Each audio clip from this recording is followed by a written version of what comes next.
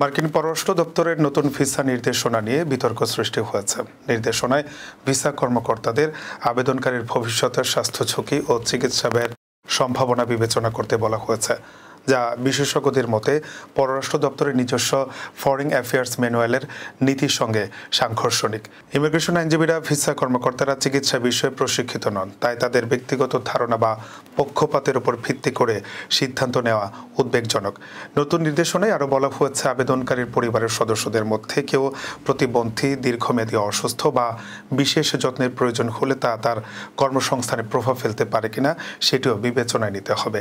সাধারণত অভিবাসীরা অনুমোদিত চিকিৎসকের মাধ্যমে স্বাস্থ্য পরীক্ষা করান, যেখানে সংক্রামক রোগ, মানসিক স্বাস্থ্য ও টিকাদান যাচাই করা হয়।